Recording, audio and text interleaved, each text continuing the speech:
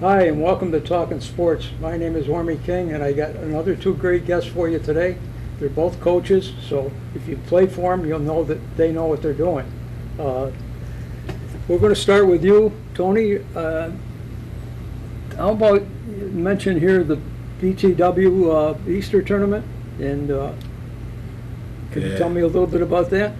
Yeah, years ago, back in, I would say probably my middle school era, used to have a big tournament around Easter time all the time at BTW, and they called it the Easter tournament. Okay. And my uncle Al McLeod used to run it, and he and Chuck Copes. What's become of him? What avail? He passed away. Oh, I'm sorry. Yeah, he passed away years ago. He was a good athlete. Yep. Good He actually is one got me into playing basketball. I actually played baseball first, but he's the one got me into the BTW gym and playing ball. But he ran a great tournament again back in the early '80s, late '90s, and he had teams from all over coming: Syracuse, Buffalo, Rochester, and some of the talent that he had coming in, especially from Buffalo. I remember seeing Cliff Robinson when I was young. Right. Played for UConn. And it's funny too because when he brought those teams in and watching the other teams play Buffalo, they'll come in and every kid from Buffalo, they had to duck in the gym when they walked in. So, playing the Auburn teams and the Syracuse teams, and Geneva teams, they had the Sapp brothers that were good. They were about 6'5", but Cliff Robinson and the other guys, that's one thing that stuck out to me is when the Buffalo team came in, they were so much bigger than everybody else. I can imagine. Now, you spent much time down at Booker T? Pretty much, yeah. My second home. Okay. I was born and raised on Fitch Avenue and Chapman Ave, and my grandparents lived right directly across from BTW. So I remember the old BTW when it was on where the parking lot is, and now the new BTW. So I was in both of them, but I spent a lot of nights sneaking in the center, getting shots up at night, and leaving the back door or windows open. You got to do me a favor. Yes. My son just retired from the city of Auburn, and you or whoever is giving him a room down there, and he's going to be in charge of maintenance down there. Okay. So stop in and say hello. His name is Ormie, just like mine is. We'll do. Yeah, he'd love to see that. That's a good thing. You got a good guy down there, ain't it? I think so. Yeah, I think he'll enjoy it too. He'll be a good maintenance man. So, Good. Okay, I'm going to kick back and forth here. Sure. Joe, let's see, you said, how do you get involved in coaching? How did you get involved in coaching, Joe? Probably because I couldn't play. I wasn't a very good player. That's not true. Well, that's the that is not true. as far as basketball, we all hung around together playing ball, and we started at St. Hyacinth's. John Curtin, myself, Eddie Souza, Nettie Robel, and one of the kids who had played for us at St. Hyacinth's, Brian Bennick, I think he's a fireman now with the city, Brian, was playing varsity basketball at Auburn High, and Coach Wytock, Mark Wytock, was a great coach. He was the new coach at Auburn, and he was looking for people to coach for him. So Brian said, gee, I had a coach to coach me. I was coaching CYO, so I didn't know. Coach Wytock called me and said, would you like to coach the modified program at East High? Yeah.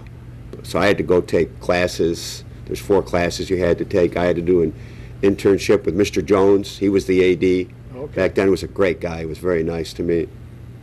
Oh, he was the same Jones for the high school, too? Yeah, he was the athletic director. He was the athletic Dick Jones, director. yeah. And he passed on, didn't he, in the meantime? Yeah, he's a good guy. Good man. Powerful good guy. And so that's how I got started. I started at East Middle coaching the modified team. And about halfway through that year, Coach Wytock said, when your season's over, would you like to come up with the varsity and be my assistant? And yeah, gladly. I mean, we had a great, I was very fortunate to coach with Coach Wytock. Coach Giannone was there then, Coach Granado. So I was around a lot of really, really good coaches and to learn from. And So I stayed with Coach Wytock, and that's how I got involved in it. You've always been involved with the Curtin family. I know that for a long Oh, yeah, time. since I was a little kid, I yeah. have to tell you, when Jack Monk Curtin passed away, I was there. You did the greatest eulogy I ever seen. Yeah, I was honored that when You- Mr. Curtin passed, you did a Mary asked if I would fantastic do job. his eulogy, and that was quite an honor. It was It's pretty a moving. little nervous in front of a full I don't church, blame you, but you did a great job. thank you. You really did. Don, we're back to you. Okay. Let's see, you got down here, Coach Brechue is trying to take my job. He doesn't have to worry about that. Tell me about this guy and what he's not doing or supposed to do. Just, it's an honor, even having him, part of my staff. He's a and good guy. Yep, he's my high school coach too, so it's... Oh, did he coach in high Yes, school? he coached me in high school with Coach Mark Wytock, and just, the day he walked in my gym, and I think he was still at Tyburn, I'm not sure, and I had one assistant my first year in 2009, 2010, I believe, and I had Coach Tony Piscatelli, my assistant, and I knew I was looking for another assistant, and Right. it just seems like the good Lord sent him right into the gym for me, and Yeah. he watched practice that day, and I invited him down to the office, and hey, can you come help me, Coach? I need your help, and Right. here we are now. You played for Auburn High for a couple of years, right? Yes, And I went up and watched every game you played, but I'll tell you, you could do as much with a basketball as anybody I've ever seen around here. Seriously. thank You you, were thank very, you, very sir. good with it. Thank you, He thank used to you. holler at you a lot, but, And he still does. and he still does. Oh, but you really are. You went to Texas. Where'd you go in I Texas? went to play for Coach Jim Sagona from Auburn. Oh, Jimmy Sagona. Yep, Yeah, I forgot at about Collin County Community College. I don't know if you remember Rex Parcell. He was the that. athletic Remember director Rex down also. there. Yeah. So that was our connection as when I was being recruited. My grades weren't up, so I was.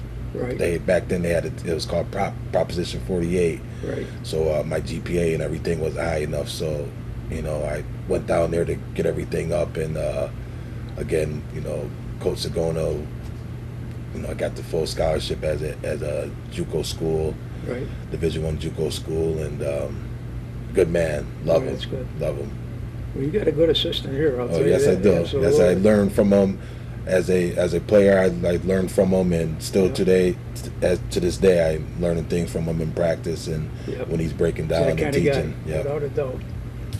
One thing that I learned early on in coaching, you can have all the plays you want, but our best play at Auburn when Coach Wytock was there at the end of the game was give the ball to Tony. Maybe Tony will get the ball to Avery. If you got great players, just That was Avery Lamb, I think. oh, wasn't it? yeah, another great player. Just What let was the he, great about players. 6'8" or something like that. Something. Avery was all a 6'8". Avery and One Tony of the few recruited by. tall centers we've had. Some of them are very small. And he could play. Yeah. Avery was really, Very really good. good. Very Really good. good. Whatever became of him? He's still around town. Oh, is he? Oh, yeah. I haven't Yeah. seen him in years.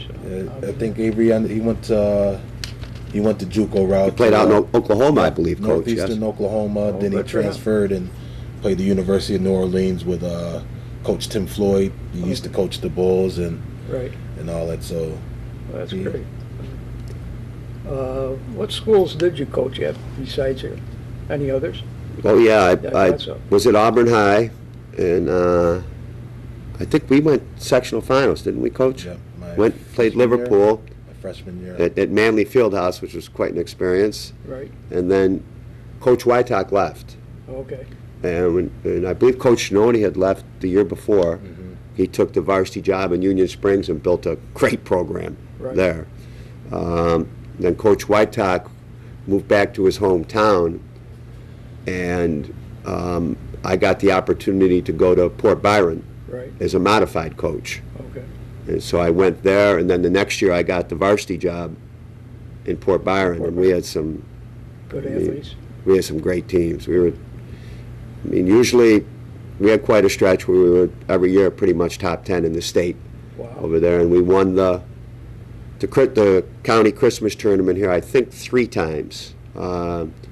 back then, it would be Southern Cayuga, Weedsport, Union Springs, and Port Byron, the same as it is now. Right. But back then, it seemed like every year, at least 2 of those teams were state ranked, Wow. sometimes more. So there was some good basketball.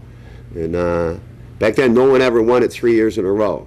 I remember Union Springs got to 2, and then someone would beat them, and they had good teams. And we'd get to 2, and someone would beat us, and Weedsport would get to 2, Right. and someone would beat them. It's nice to have that competition where it's Yeah, on a level just some- good. I was blessed that I went to Port Byron at a good time where they had some good athletes Right. coming through, and so I was blessed with size and some kids that could really play. When I left Port Byron, after we had won the Christmas tournament. Right. We beat Union Springs in a great game here for the Christmas tournament, and Eddie Wagner, who was the AD here, said, would you be interested in coming to coach at the college? Right. So I came here as Coach Granado's assistant, Okay. and I spent 1 year as that. Then the next year, they made me the head coach here, but I was working at the prison at the time, working midnights. You did prison time? No. Oh, you were working. Oh, yeah. okay. I was working there, and I knew after about a month that I couldn't do the head coach's job because you'd get home at 2 in the morning. Wow. I'd go to work, and so they made Anton Kowalski was an assistant. They made the head coach the next year, and I stayed as an assistant, I think, for 4 or 5 years after that. And then I got a call one day from Richie Hogan, and he said, gee, they're thinking about starting sports at Tyburn Academy. You should go coach there. Just kidding with me. Right. So I said, okay. So I went down there, and I think we were at Tyburn, Rick Coulis and myself coached there for 5 or 6 years, and it was possibly the most rewarding period coaching ever because can imagine. we started from scratch. There was, I think, 12 boys in the school between grades 9 through 12. That wasn't on the team. That was just 12. In the school. In the 12 school. boys in the school. And Wow. our power forward was the organist at church. And he was a much better organist than power forward. And That's a heck of a description. for and your we power were playing, forward. Mr. King, we were playing Port Byron. We were playing we put them in the Onondaga High School League. Right. And we got slaughtered.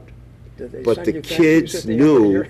that if they stuck it out, more kids were going to come to the school, and they'd be successful. And down the road, they were. And then, because I had coached at the college was so good to me. We didn't have a gym Right. at Tyburn. They still don't. They're working on it. And hopefully, good Lord willing, they'll get that. So we would play our games and practice here. And when I left initially the college to go to Tyburn, the college hired coach to take my place. It's just weird how things worked out. Then I went to Tyburn. He ended up, it was just a matter of time, they made him the head coach, which was the right move. Right. And we'd be practicing here, and he'd start, hey, come back with me. Hi, come back with me. So That's great. that's how I ended up back here. Nice to see that. Yeah, that's great. Yeah. Blessing in disguise. Yeah, absolutely. Okay, the second one you had was Coach Brechue, but you can say anything more about him if you want to. But I know he's a bummer, but Like again, like I said, it's just an honor just to have him on the staff, and again, yeah, every day in practice, I'm learning something. Just like our student athletes are Sure. learning something. I'm Yeah. learning something from him every day. So did you get quite a few people come out for it? for the team, yeah. we recruit.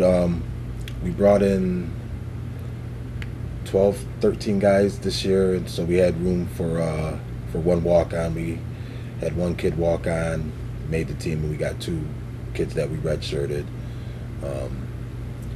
I think the sky's the limit, for this group. We struggled a little bit last year, but we went out, we pounded the pavement all summer recruiting, and he did a good job bringing in a couple kids, and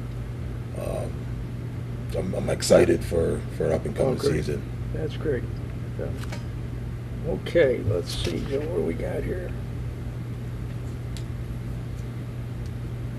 Ormie, why don't we cut right to you? Ready, Orm? All set. Anytime. Tony, I know you have a jamboree every year, and how about some of the kids and where they come from? Yes, sometime in the second or third week of April when the season's over, we bring in a lot of kids that we recruit from all over the state. We're all over, local, Syracuse, Rochester, Buffalo, Albany, New York City area, Long Island, and just kids that we recruit and kids that we do not recruit. We just give them an opportunity. We send out mail and emails to local high school coaches and kids that we are recruiting to invite them to the jamboree, where we look at their talent and see if it is a kid that we would like to recruit and start the recruiting process. I think last year we had 30 or 31 kids come in, and quite a crew. every year, 31. we've been That's doing wonderful. it since this is my ninth season as head coach. I've been the assistant for 3. So we did this my first year and every year it's more kids every year. That's wonderful. Go from 28 to 30 to 32, and so we're getting a good turnout, and I think it's a good recruiting tool too, because we got good facilities, and Spartan Hall is a good place for them to see. So I can actually use that for a visit too, for some of the kids seeing our facility and Yep. campus and school. I'm always complaining about the fact that we don't have a 4-year college here in Auburn, and I think it's time that we did. Just for sports alone, we have great facilities here, especially with the turf now and everything else that we've done. But the problem is with a 2-year college, those kids, when they graduate from there, they don't come back to Auburn, New York. We got to give them a reason to come back to Auburn, New York. And to me, a 4-year college would be a start. Yes, yes, I I agree. think it And would be a start. I think, with that being said, and what, like you said, we got the new facility at, over at Auburn High. Right. It's just, a great community, and just, again, a good place to come back or would want to stay. Right. And I think I have to do a better job too of maybe getting out and recruiting a little more local kids ourselves too. But we do reach out, but I would like to have more local Sure, kids I can understand on our team too, because we're a community college. Right. But the good thing about recruiting and my athletic director is that he doesn't give me no boundaries. I can go anywhere to recruit. So Right. that's a good thing. Oh, that's good. That's good. Joe, can you elaborate a little bit on the Stand By Me here, coach fundraiser that you had? Sure, Yep. sure. In 2011, Coach, I think it was 2011, we had gone to a tournament in Boston, Yep. and we were coming back on the bus, and I remember telling coaches, I don't feel good at all. What's wrong? I said, I've got a terrible sinus infection. I said, it must be the air conditioning when we travel. And you better thought get it to a was doctor. And you so- thought it was the hotel. From the hotel, yes, Yeah. sir. I thought from the hotel the air conditioning had made me sick. And so I didn't even have a doctor. Wow. I called Mary Curtin. Very good. Mary, I got it. So she put me on to doctors, and She'd be good at that, too. they found polyps. Oh, your nose is full of polyps. How are you even breathing? I just thought I had migraines. Well, long story short, they did more and more and tests, and turns out I had sinus cancer. Wow. And so I ended up being sent to New York City, to Sloan Kettering, for my treatment, and I missed half the season, right, Coach, that year? And I had to move there for my radiation. They did surgery and radiation. And a friend of mine, Denny Quinn, his wife, Sherry, was being treated for cancer at Upstate. She had brain tumor, but her treatments were a lot like mine, to give you the mask, and it's the whole deal. And she'd text me every day saying, when this is over, when we're healthy, we're going to get a band and all our friends and have a big party. Okay. And Sherry didn't make it. She passed away. Wow. And for about 2 years after that, it stuck in my head. I've got to do something for her. And talking to Coach and all my friends, the people at Coaches vs. Cancer, who were great to me when I was in New York, we come up with the idea as a fundraiser. We come up with the name Stand By Me because everybody needs somebody to stand by them Absolutely. when they're fighting it. I know, strangely enough, Coach is with his mom. They went through it, lost his mom. Sorry about that. It's just a terrible disease. It is. So every year we do a fundraiser. We get the Sky Coasters out of Rochester. You're very kind and come every year with your memorabilia. We tried. And we try to raise money, and all of our money, every penny, goes to the fight against cancer. We send money to American Cancer Society, Coaches vs. Cancer, but I think more importantly, we try to keep our money local, and in any way we can. If there's a family that's struggling, we just try to very quietly make a donation to them to That's help. a wonderful thing. The people at the college here have been great to me. Last year, I was re-diagnosed with cancer, my second go-around. And this time I had to move to New Jersey and for treatments. And stayed there, you And mean? You moved and stayed there? I had to relocate, for Okay. 7 weeks. Okay. My treatments were in New Jersey, a special type of radiation and chemotherapy, and just the way the college supported me, that's strange. I always tell him that chemotherapy does strange things to you. It really knocks you out of whack, and it's strange. But I'd be ready to quit, and the phone would ring, and it'd be Coach, just to talk about basketball. I don't know how he knew, but when I was really down, he'd call, and we'd just talk about basketball. It would take your mind off, Right. number one, being away from home, being by yourself, Yep. and going through that. But so my relationship to Coach is a lot more than bouncing a ball. He Right. means the world to me, and he's been very, very good to me. He won't say it, but But here, I got it written right here that he plays you one-on-one and he's been kicking your butt. Is there any? Coach had patellar tendon surgery. How many years ago, Coach? About 5 years ago. 5 years ago. I come out of church, and there's a message on my machine, on my phone, from Courtney, and she says, "Come to the hospital. Coach is in the hospital. Hurt his knee." So I go up.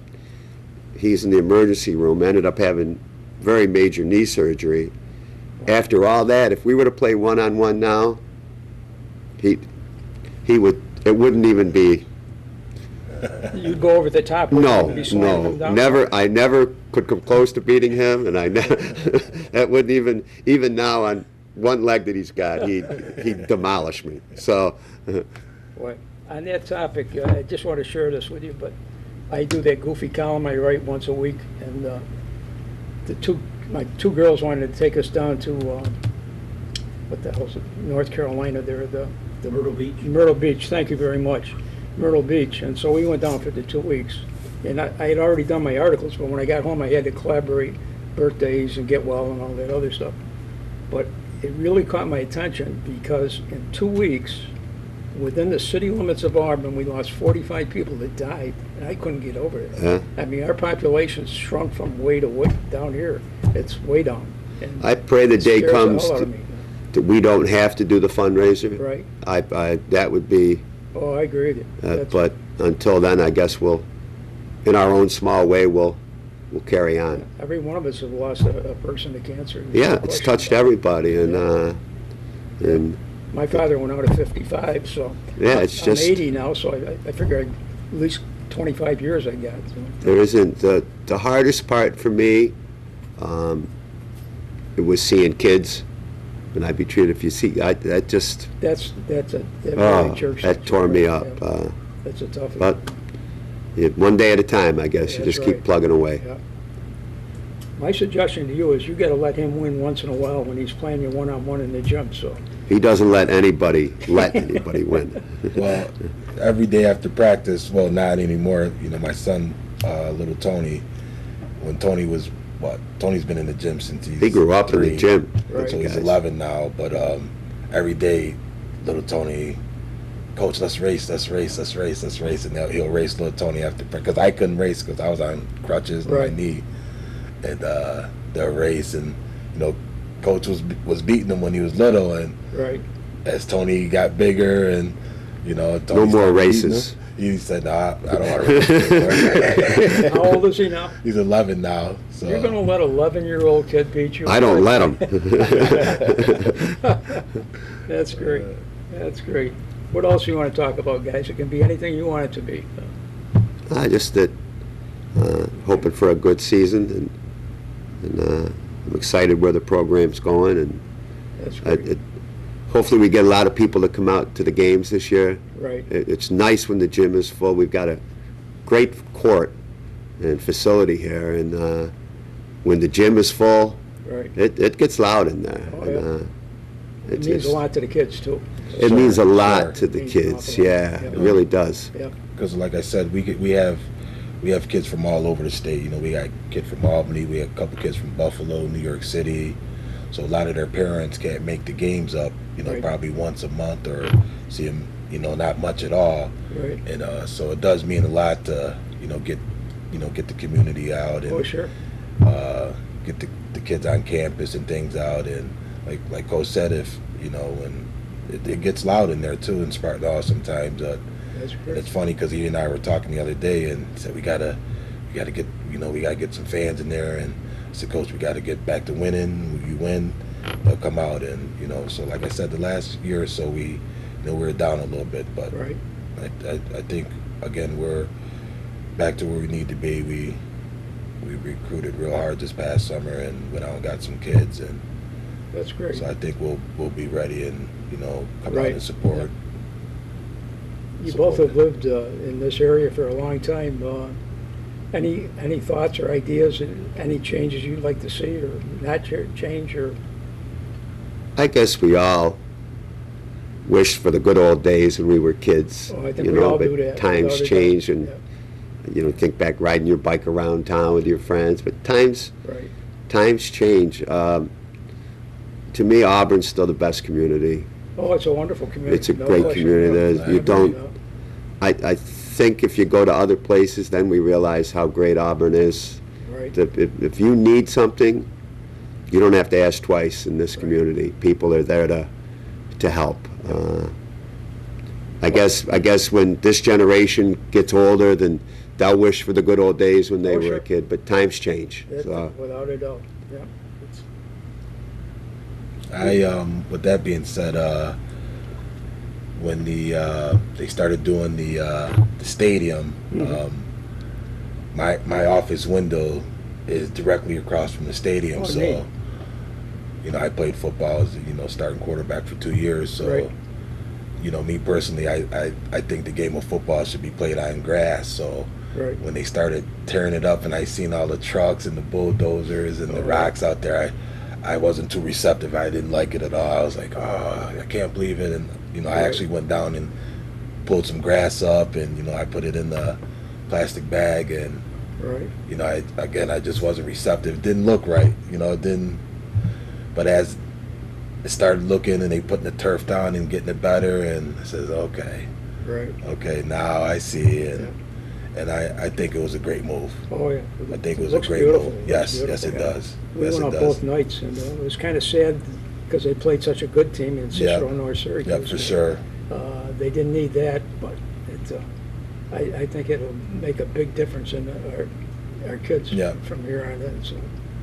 Need the facilities. Everybody, all the other schools have them. So Exactly. I think it was a good decision and good investment. Like we have 22 playgrounds at one time, we got 6 now. So that's another big thing because Yeah. playgrounds develop kids also. It's a sure. big part of it. Well, what You, was, you don't even see kids on No, you playgrounds don't. anymore. No.